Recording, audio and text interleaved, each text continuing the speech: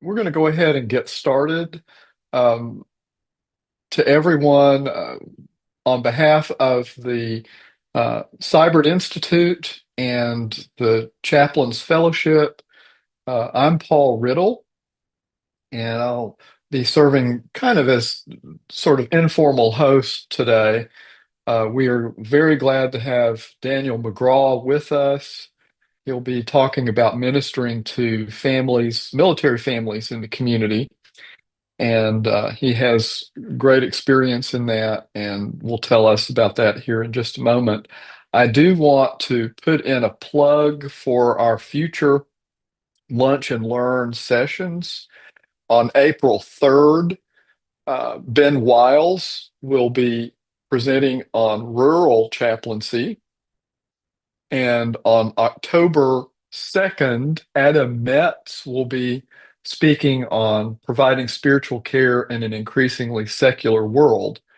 We do have an opening on July 10th, and uh, we're putting out a call for volunteers. If you would like to present on July 10th, uh, please let me know or let Renee Paul know, and we would be happy to visit about that.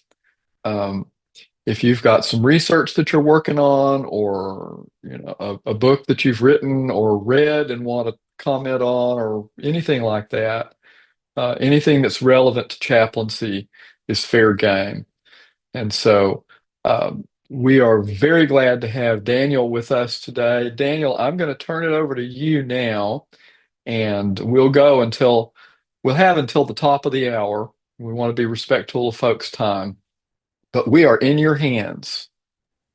Okay, that's a scary thought. Hey, good afternoon, everybody. Hope you're doing well. So my name is Daniel McGraw, and I'm going to just kind of walk through a little bit of who I am and why this topic matters to me. So I am, first and foremost, I'm the husband of Megan. We've been married about 15 years. I am the father of three daughters. They are ages 10, 7, and 3. Uh, I've got degrees from Harding, Hugser, and then ACU for my doctorate. I've been at Bentonville Church of Christ for right at 5 years, somewhere in that neighborhood. Moved here in the middle of COVID. Um, and then I've been in the U.S. Navy as of today, tomorrow, somewhere in there for the last 6 as well. So the reason that I serve is this picture here. I do it for my family. It has been a blessing to us in many ways. Just from a kind of mercenary point of view, it's inexpensive healthcare, it's inexpensive life insurance. I have access to VA benefits in lots of ways, healthcare, GI Bill, thrift, savings plans, job security, which is a huge blessing in lots of ways in a ministry context and world. And I do it primarily for these 4 individuals in my life. It has been a blessing, but also to think about what does it look like to protect freedom and democracy for the sake of my kids. Um, the other reason I serve is this picture. This is me preaching to a group of my Marines um, about a year and a half, 2 years ago. But every person in this story and this picture has a story, has a life, has a background, has people who love them and care for them. They have their own spiritual needs and concerns. And I serve because a lot of them carry a lot of burdens. Um, I said that this has been a blessing to me and my family, but my time in the military can also be a challenge. There's the constant, I'm a reservist, so I essentially have 2 full-time jobs. You get sold on 2 days a month, 2 weeks a year, and that is about what you get paid for, but there's a whole lot more that goes with it. So for me, it's the constant balancing of things like drills and training and ongoing classes and different expectations. As an officer, you also have tons of paperwork. And so I've got to balance all of those things in my time. There's extended time away. There's always the threat of being called up with very little notice. There's emotional renegotiation with the family as I leave, as I come back. It is difficult on my kids, the time that we spend apart. In my life, I've been in for 6 years. I've spent over a year and a half away from home. Part of that's deployment. A lot of that is training, and just being out and about with these Marines. And now I'm assigned to a group of surface ships out of San Diego. And so I spend a lot of time going down to the belly of ships and spending time with sailors who rarely see the light of day. I love what I do, and it is a blessing for me, but it also comes with challenge, as it does for any service member that you know. They walk that same line, whether they're active duty, reservist, National Guard, that world of always feeling torn, needing to be with their troops, their fellow service members, also needing to be with their families, also needing to take care of things. And so they feel that constant pressure and burden. Um, the story I want to start with is the story found in Matthew chapter 8. And it's the story of Jesus and the centurion. Jesus is out doing ministry, and the centurion comes to speak to him because he cares about his servant. His servant has fallen ill, he is about to die. And the centurion comes to be with Jesus. And we have to kind of speculate what a centurion's life is like, right?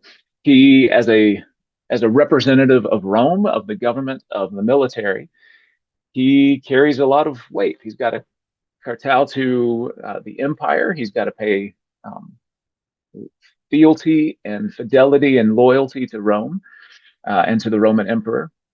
And chances are he's probably a pagan. Being a part of the Roman military meant offering sacrifices at times to the Roman deities or to the standard that your unit bore. There are a lot of this side of things. Yet Luke's version of the story, Luke 7, also tells us that he is a person who cares deeply about the Jewish people he is serving among, that he helps build their synagogue, that the the synagogue elders, leaders show up on his behalf and kind of to intercede with Jesus to get help. And so you have this man who's walking in both worlds, right? He is a pagan, but he has an interest in God, and he is a person that Jesus commends for his faith. Jesus says this, truly I tell you, I've not found anyone in Israel with such great faith. I tell you that many will come from the east and the west and will take their places at the feast with Abraham, Isaac, and Jacob in the kingdom of heaven. And so he looks out at this pagan person who comes with a modicum of faith and says, I have not seen greater faith in the ministry that I'm doing. And I'll just tell you, I find it incredibly meaningful and rewarding work that I get to do among the service members that I serve with and veterans in the community that I encounter day in and day out. Many of them are hard and hardened people. They can be hard to get through to. They're blunt. They are very straightforward. A lot of them don't have time for dealing with people's crap. It is tell me what you need. And a lot of them carry a lot of baggage from the time they've spent in service, the things that they've been through or experienced, whether they were in war or not. And then adjusting to life outside of that as well. And so they can be hard and hardened people. And yet what I also find is many will have some form of deep connection to spiritual things, to divine, and they're asking great questions. And so it's a great chance just to serve. I just want to share a little bit about veterans and veteran statistics here in the United States. So currently there's somewhere around 18.2 million veterans in the United States. It's always changing. But there are 1.3 million active duty individuals. So in the Army, Air Force, Marines, Navy, Space Force, and Coast Guard, as well as 1.28 million reservists and National Guards. And so once you add that up, you've got around 2.5 million people who put on a uniform in some capacity to go out and serve for some length of time in a given year.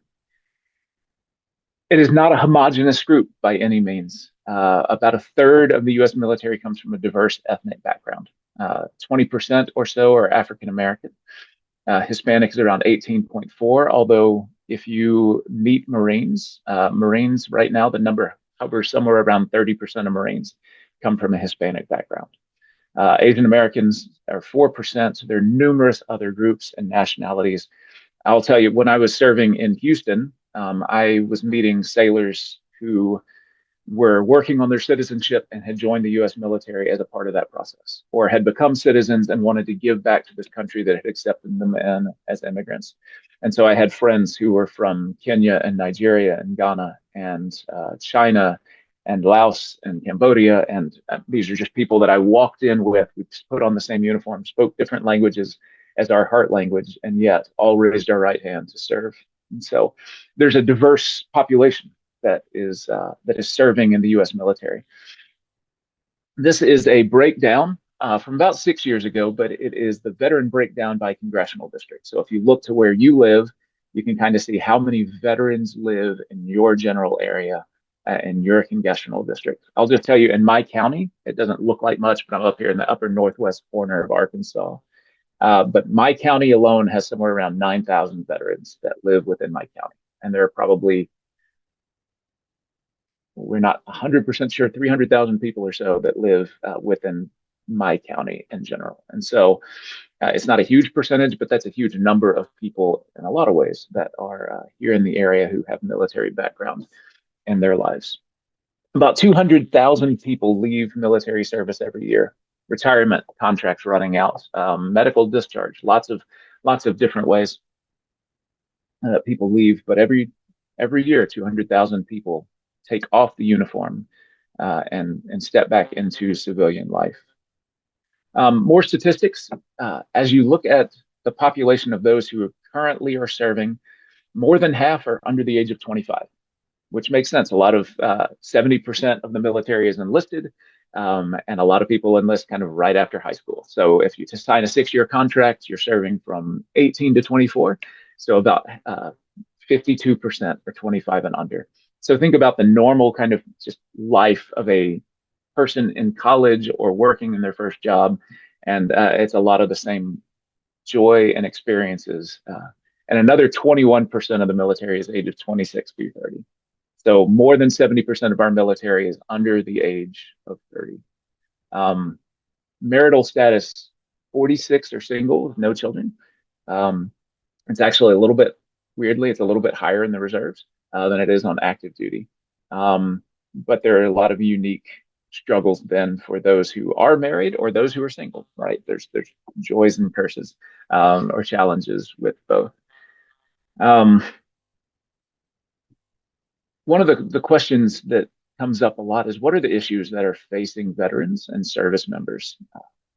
And I'll just tell you that there is no such thing as a typical veteran.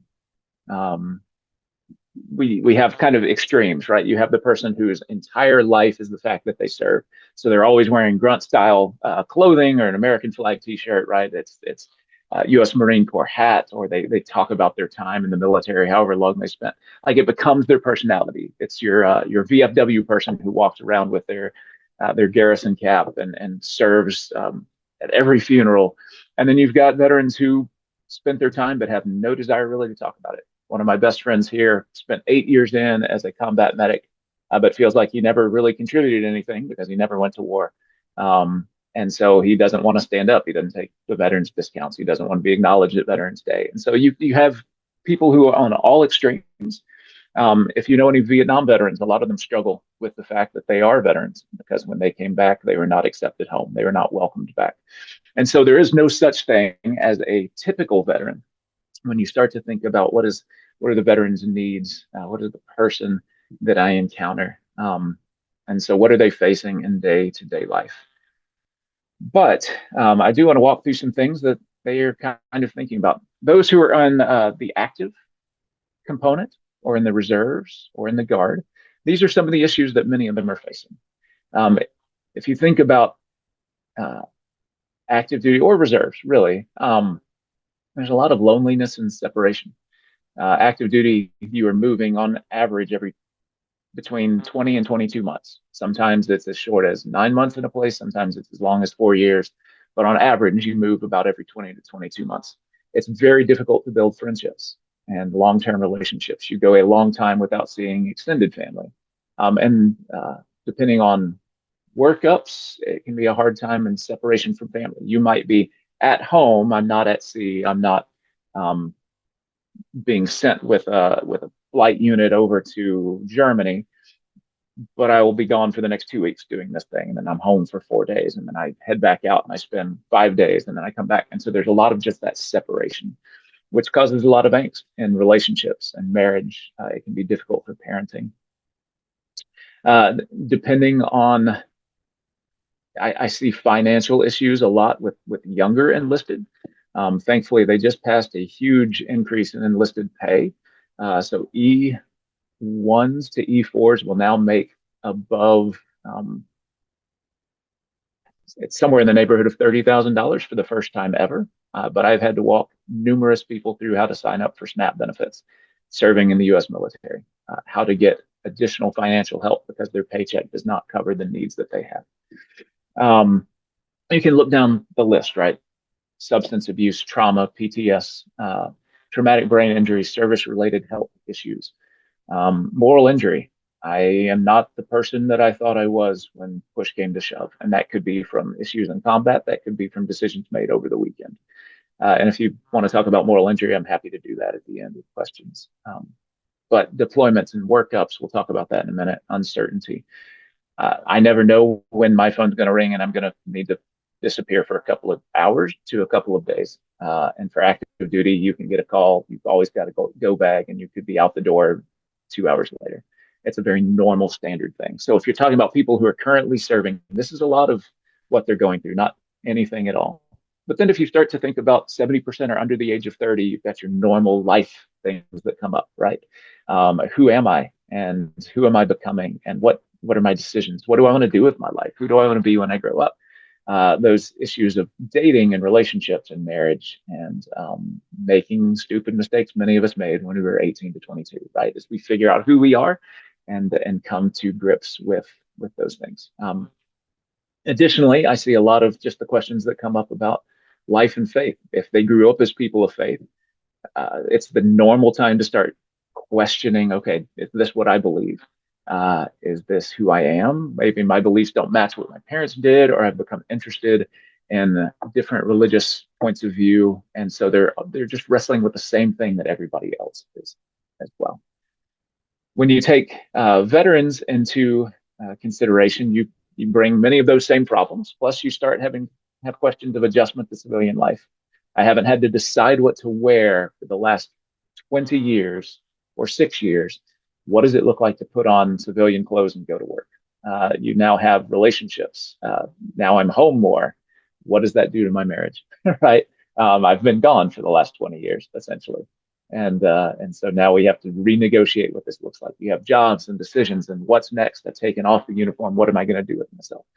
I don't know why relationship is on there twice, which is probably important. That is the number one thing as I encounter veterans in their first 6 months. I tell them, be kind to your significant other if you have one, because they're going to have to get used to you being around. Right? The things that start to come up later are residual trauma and their physical health. If you just follow, if you're on daytime television, you hear, have you served at such and such base between these years, right?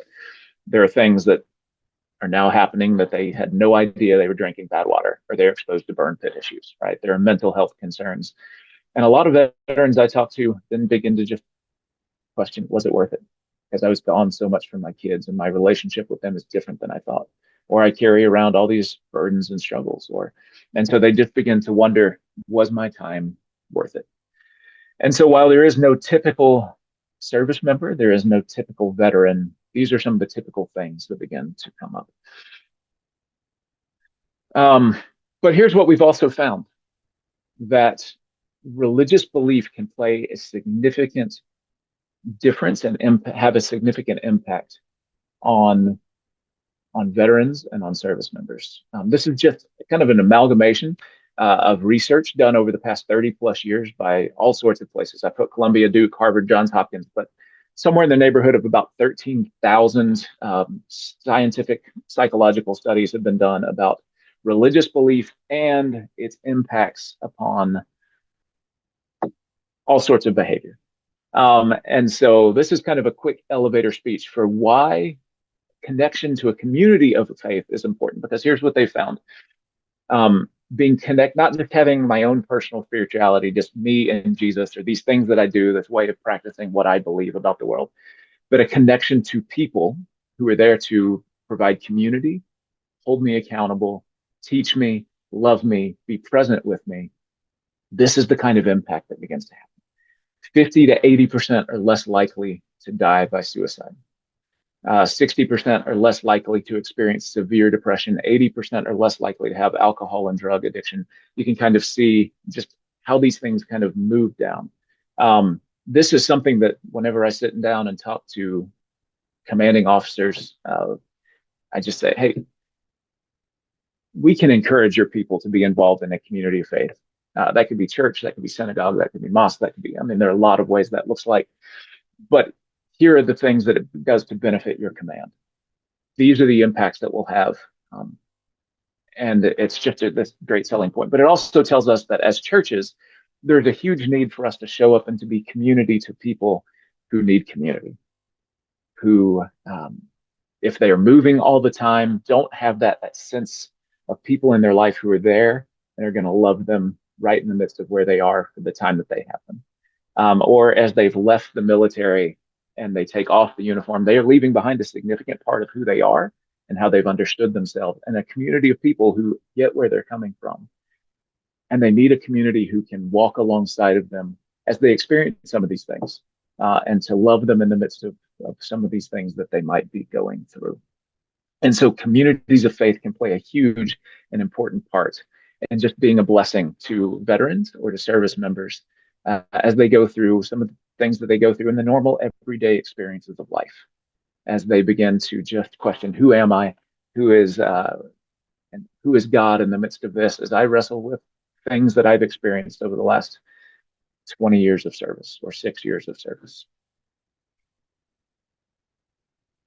So, that then begins to say, if that is important, what is it that churches should do? What is it that we can do to be a blessing to this community where there are veterans in all of our communities? There are veterans in all of our counties, regardless of whether you are in a place by an active duty base, or you are kind of in rural Wyoming and you don't see your neighbors from when you're standing on your porch, right? But there are veterans who are still in every community in which we find ourselves. So, what is it that some churches can do? And the statement is, it really depends. It depends on who you are and what do you feel like God is calling you to do. Is God putting this on your heart? Is this something that your church cares about, or you have 3 or 4 veterans in your church and you just can see, hey, this could be a significant place to be impactful for them and to make inroads into our community, to give people a place. But it has to be something that I feel like God is calling you to do. What is needed in your community? Are you by an active duty military base or near a local reserve center or National Guard unit? Or do you have a huge portion of veterans in your community like we do, 9,000 people? Every car I drive behind, it seems like, has a veterans tag attached to it.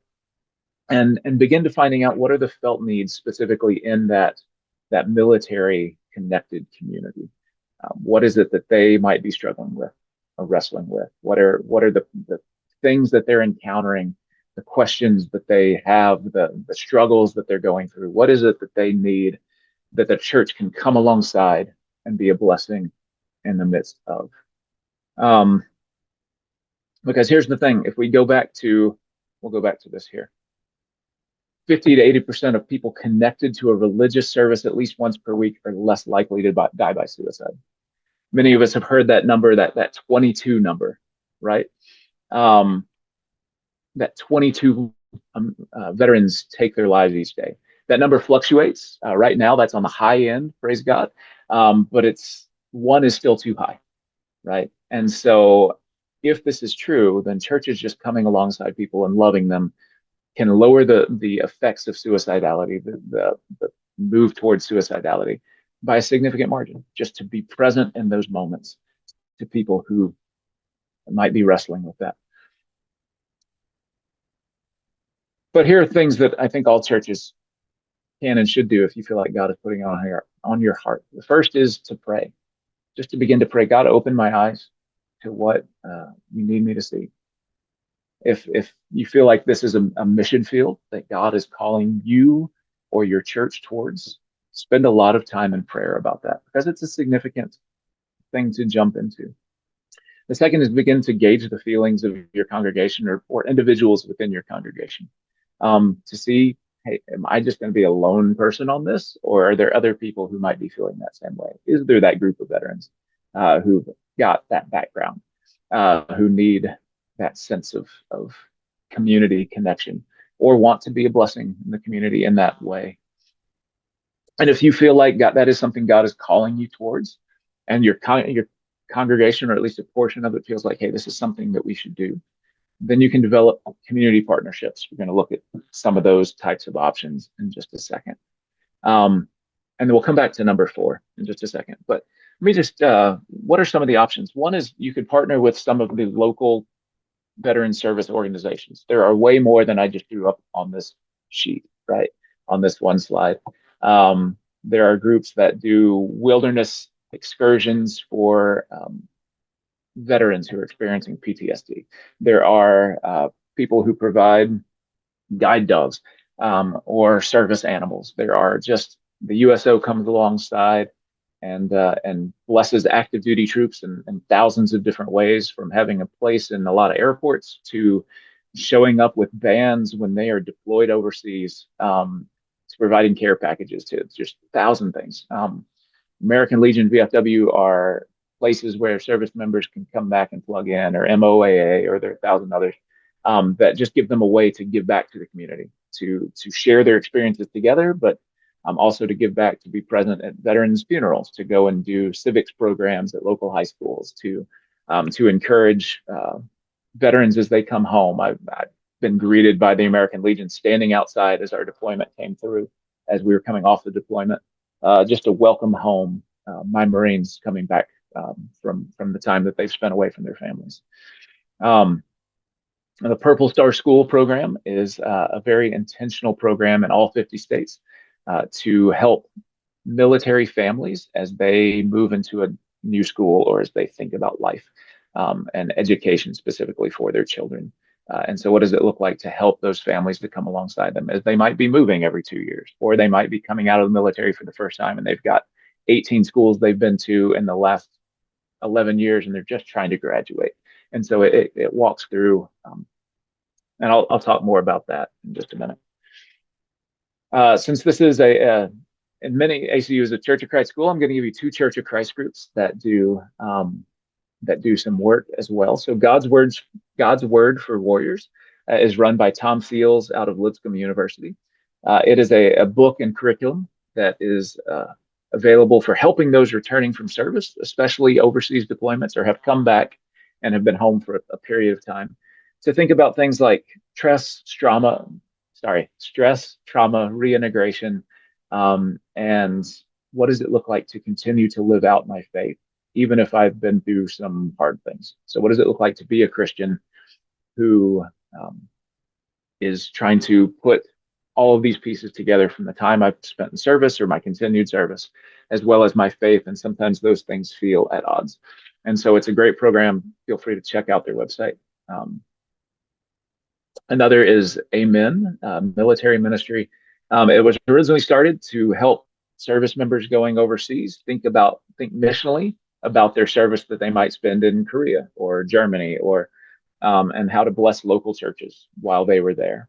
But it has now moved as much to focus on spiritual readiness for those who are in the military, and think about discipleship for service members. So what does it look like to come alongside this 19-year-old soldier who is away from his family for the first time, deployed, and still wanting to grow in his faith? And so they do some really good work there. So, as an option, you can join with one of these service organizations, whether they are secular or spiritual, for some of the work that they do, and just trying to be a blessing. And I'll just tell you, if you call your local VFW and say, hey, I'm with such and such church, and we just want to know how we can, what you guys need and how we can bless you, I guarantee you that probably the 70-year-old person who picks up the phone over there, because that's the average age at the moment, will probably not have an idea on the front end, but if you try a second time, they'll probably come up with 1,000. And so that connection, that partnership is there, and they would value it. They love it. They're trying to make inroads in the community, as are we as people of faith, trying to make inroads into the community. And so you can find ways to partner together. As a church, another way you can bless service members is just through care packages. There are all kinds of organizations where you can get your youth group to put together care packages for service members and send them off, and this organization will package them and send them and get them to people, and you can just be a blessing. I got probably 15 to 20 of those delivered during my last deployment that I could just then walk around and hand off to a group of Marines who looked really, really bored and cold, standing watch over a group of refugees. And it was a way to brighten their day. The funny cards and the misspelled things and the lip balm and the things that they could go purchase, but they don't have to now. Now they've got a whole host of snacks that they didn't have to spend their paycheck on, and it just brightens their day. And so this can be a way to just share a little bit of hope and life and love with a group of service members, whether you know them or not, just to be a blessing to them. Um, Another way we talked about is just caring for military families. Um, and so what I've thrown up here is the emotional cycle of deployment. But if you look at this interior ring, you get the military stages of deployment. I always feel like I'm in pre-deployment because my phone can ring at any second and tell me, congratulations, you're headed out the door. Um, this stays here. This is a safe space. I got that phone call a week and a half ago that I will be headed out a couple of months. And so for me, this is beginning, right? Don't go telling anybody. No one knows that yet, besides my family and a couple of people here at the church. So you guys get in on the ground floor of my anxiety. But that is a constant threat. And so even if somebody is, hey, National Guard gets it for natural disasters and emergency events, right? A tornado hits and they're going to be disappearing possibly for the next 27 days to provide help and care in their own state. Just these kind of things come up constantly. And so many of us live, if we're active in some capacity, live in the state of pre-deployment. I never know when the phone's going to ring and I have to go. But here are some of the things that just kind of happen. You're as a person in the military, you go through these stages: pre-deployment, deployment, sustainment, pre-reunion, post-deployment. But before you leave, there's just a ton of things that happen, and there's a very normal cycle that goes with it. As a person in the military, you start to anticipate departure, and you start to make distance between you and the people that you care about. In many ways, because I have now a ream of paperwork that has to be done and about 47 appointments from medical to security clearances to, I mean, it's just the time. Plus, I have to continue to do my normal everyday job. But you also have to start setting that distance as a sense of protection for yourself. I know I'm going to be gone from my family for the next 8 months, 10 months, 14 months, 3 months. I mean, but you then just naturally start to separate, and you'll start to see things like families become emotionally disorganized.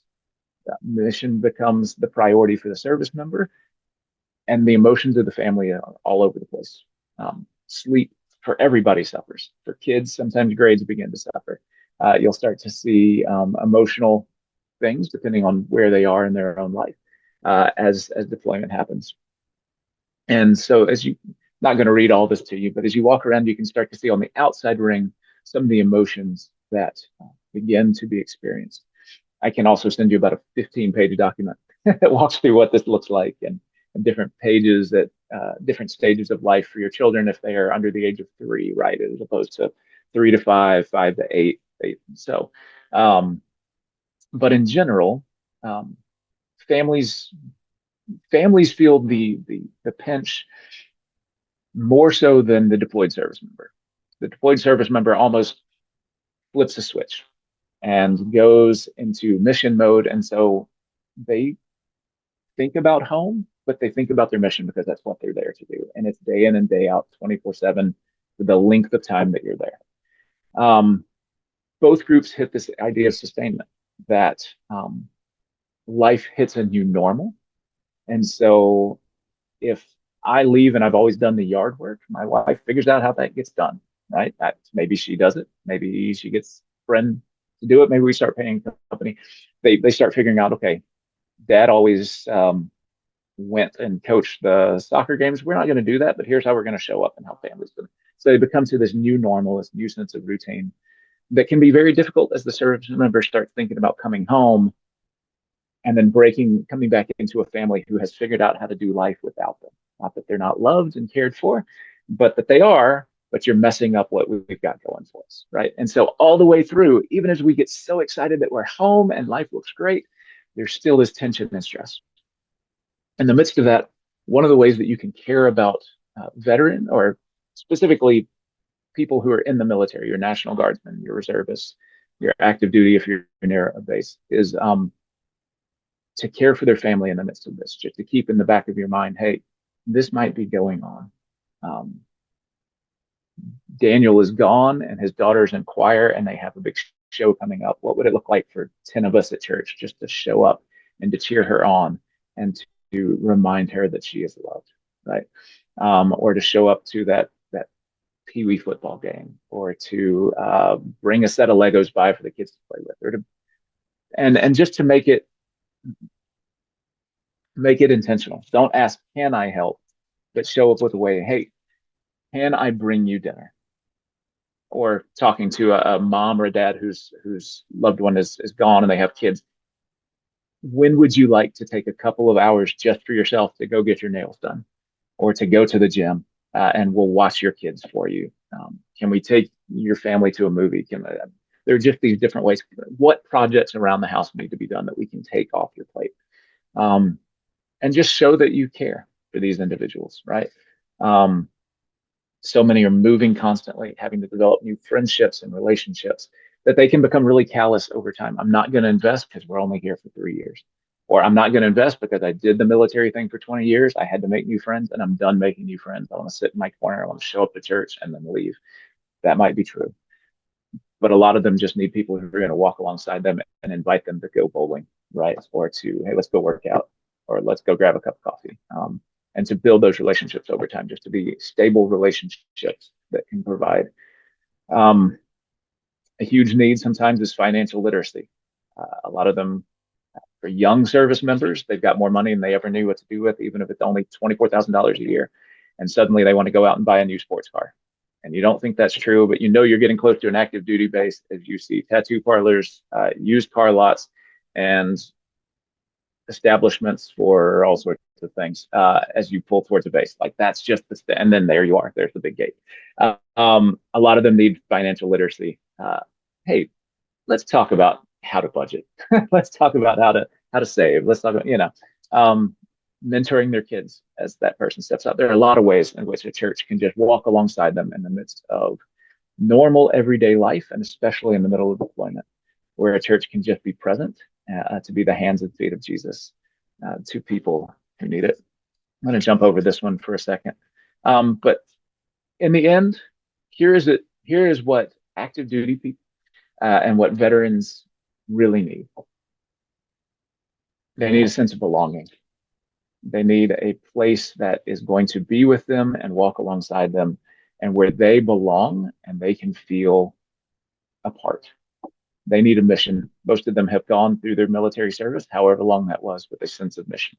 I know what it is I'm here to do. And so they can see that that mission is critical and they're willing to give themselves towards it, which is what the church is about, right? We are people on mission to share the love of Christ, to help people experience grace, to come to that forgiving relationship. And so we are naturally geared towards a sense of mission, and they need purpose.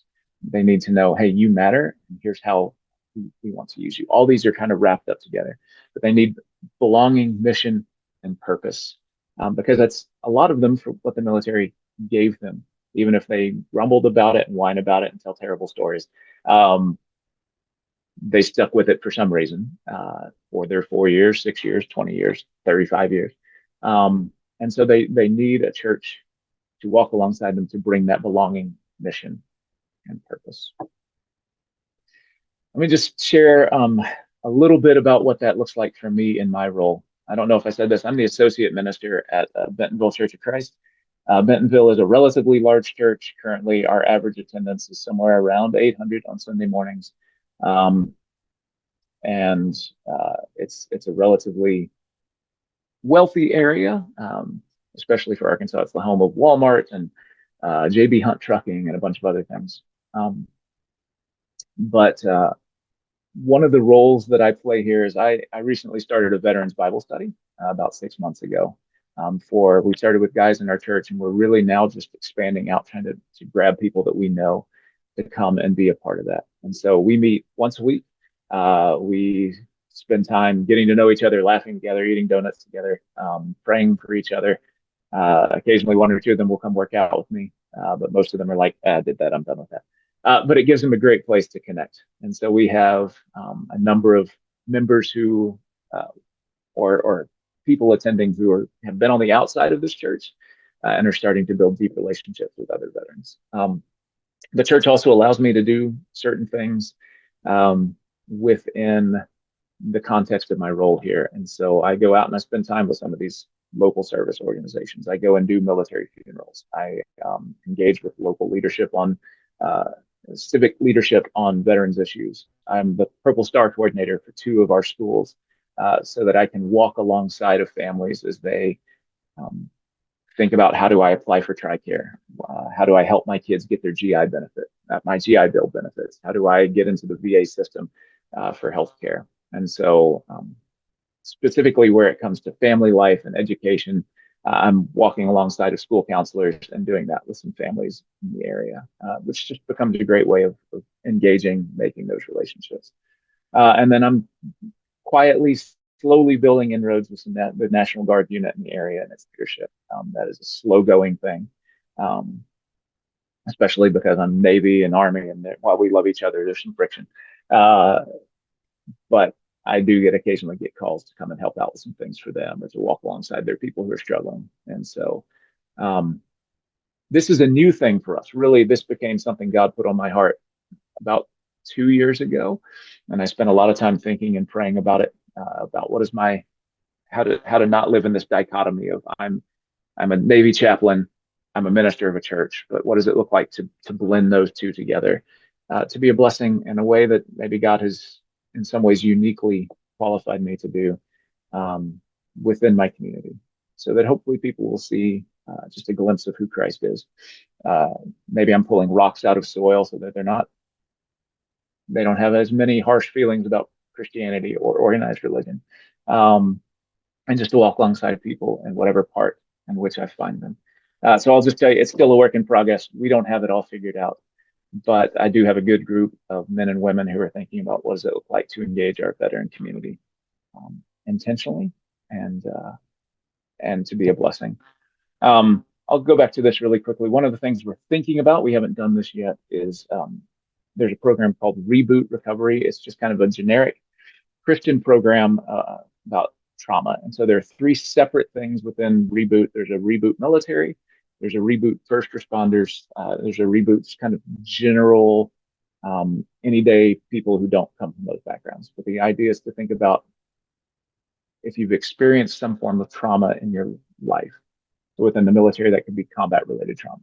Within first responders, that could be trauma that has built up over my 20th response to a domestic violence call, right? Yet another vehicular death. Those things that build up over time. And just normal everyday life, people come with struggles, and the hard backgrounds, and what does it look like to move through trauma together, come to a place of hope and healing and grace and Jesus. We're debating, we're looking at it, we're looking at this curriculum about something to start over the course of the next year, with some of the members of that Veterans Bible Study running that. Um, Before I just kind of stop and take questions, I'm just putting my contact information up there. If you ever want to reach out, if you have questions, if you want to have an ongoing conversation, those are the best ways to get in touch with me. You can email me, you can call my cell phone or text me. That's usually the fastest way to get me. But any of those work. If you send carrier pigeon, just make sure you send it to the right address. You'll have to Google it. But if I can ever be a blessing or benefit to you, please don't hesitate to reach out. I'm happy to do so. So, okay. That is my presentation to this point. So let me just jump back in. I'd love to take questions. If there's any thoughts or comments.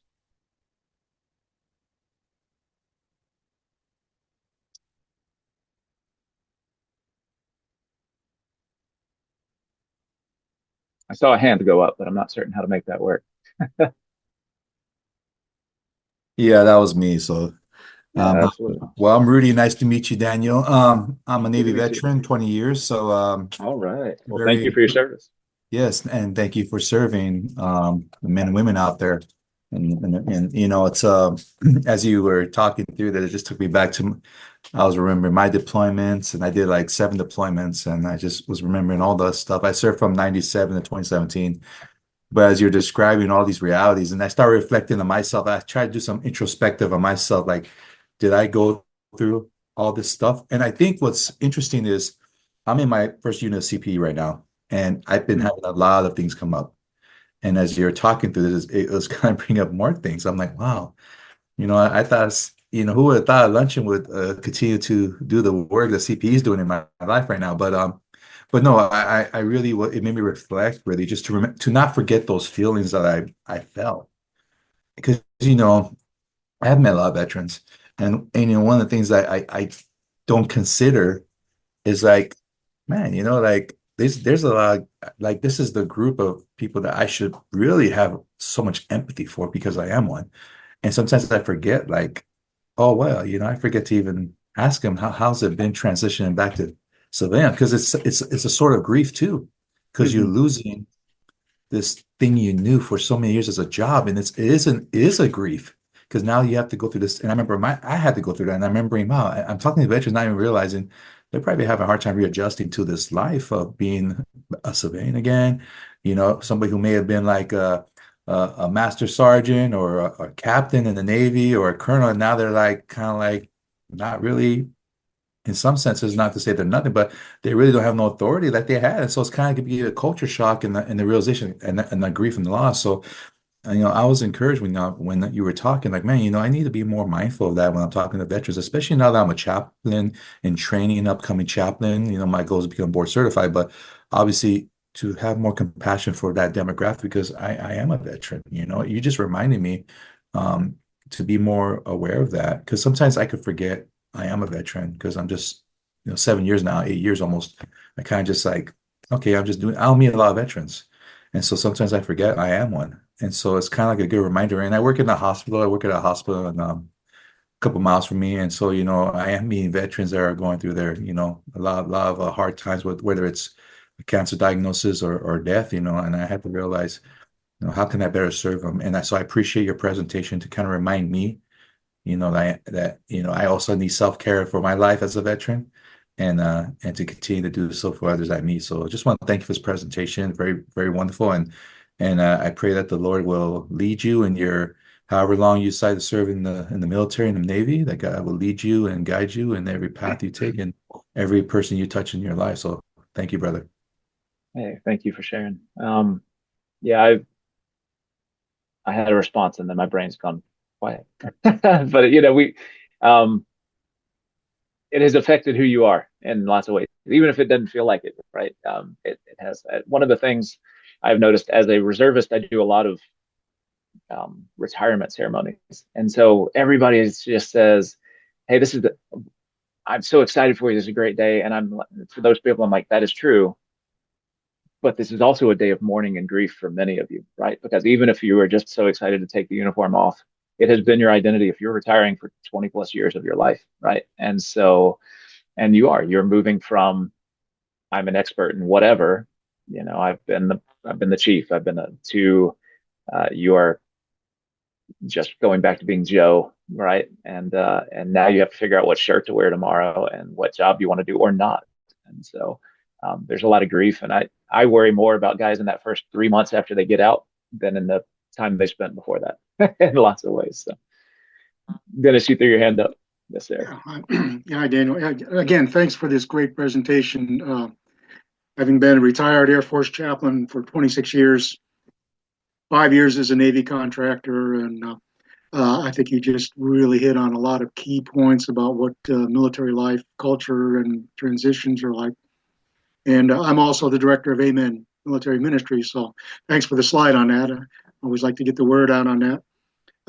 One question I did have is your experience or thoughts on congregations and how they relate to the military community, and whether you find that some church congregations are somewhat resistant to the military or uncomfortable with the thought of the military services are involved in, of course, warfare and fighting and so on. What's your impression in terms of churches and whether or not they're resistant to actually incorporating in military and veterans? Yes. So that's a loaded question as well. So we see extremes there too. You have the people who uh, all of military service is in some ways an anathema, right? And so they will go extreme David Lipscomb, not just civil disengagement, but those who serve. How can you also be a Christian, right? And so you'll see that. And then we have the extreme acceptance, Christian nationalism. Put the flag on the stage every Sunday and everything in between. And I struggle with that as much or more than I struggle with the other. Um, that's a whole other luncheon topic and probably a cup of coffee. But so I have engaged with both. I tell churches that I haven't engaged many where they're really wrestling one way or the other. But I have a few, and I do with individuals, that regardless of how you feel about military service, we are called to love anybody and to love our enemies, to love our neighbors. And so if you're a person who thinks the way in which the State Department, Department of the Defense has handled the U.S. Uh, interaction with the world, you're sitting across from somebody that Jesus loves, and has probably wrestled with many of the same things that you were wrestling with as you think about what does it look like. And so it is not all of who they are; it's a part of who they are. But what is it? We are still. I love people who have had abortions. I love people who make decisions that I love people who are in the midst of drug addiction and abuse. And I'm going to love them and walk alongside them regardless. And I want churches to do the same with military members who are struggling. That I have seen military members, however, have go through some couple go through some PTS type symptoms while in the midst of a church function that became a challenge. As I had to walk those individuals aside and spend that time, that became my ministry for the day. I did not have to worry about preaching, go sing some more songs, spend more time, pray over this, right? As this person is struggling through whatever they're going through today. So I don't think I answered your question, and I apologize, but No, it's a good start. Yeah, I think it's a good place to engage with. Yeah, what does it look like to do the Romans 13 thing, right? To love, to pray for our government, to pray for those who have to bear the sword, because it is not an easy thing to do, and that protect and defend comes with its own set of struggles, regardless of whether you ever pulled a trigger or not, ever dropped a bomb or not. You are part of a system that has brought both freedom and heartache to a number of people around the world. And so we all have to kind of wrestle with that. Well, certainly in my experience, the greatest attitude that I've experienced from churches is neither for or against, but more of being indifferent. And as a veteran, particularly one who spent a lifetime in the military, to coming out into civilian life, confronting that indifference has been perhaps one of the greatest struggles in making a transition from military life to civilian life. When you've been downrange, you've been in a combat zone, and then you come back to the States, and people just don't seem to connect it with that at all. It's hard to deal with that conflicting attitudes. Yeah. But and they can't know because they haven't served, and not it's just a difficult. How do I make that connection? If you think about what America has been through, World War II veterans, Korean War veterans welcomed home pretty well. Vietnam veterans, not at all. And that comes with its own. And then Gulf War is a complete flip. right? And so, but then with Afghanistan and the length of time Afghanistan and Iraq took, most Americans weren't affected. Most of us don't know somebody who died. We weren't asked to ration. We didn't have to do anything differently, except we felt a little weird as we walked through TSA, right? And so it didn't impact most Americans, and they just don't know how to engage with service members because most people haven't served. Paul? Um, Thank you. I served as a Navy chaplain for almost 10 years, about 8.5 years, from 1987 to 1996, and was a veteran of the first Gulf War. And uh, one of the things that, with regard to this question of, you know, the focus of ministry and, kind of that tension between, okay, I'm serving in the military, and yet I may or may not agree with the policies of, that have been set that the military is supposed to be supporting. Um, the thing that I always tried to keep in mind was that I never felt that it was my job or my responsibility to be a cheerleader for American foreign policy or for the military. My responsibility was to the service members that I was with to provide support to them. And I really tried to keep that focus. Um, and that gave me freedom to, as a citizen, either agree or disagree with, you know, this or that policy. But that's really, since I don't make the policy, that's not really my province. But my job is to be supportive of the people in front of me.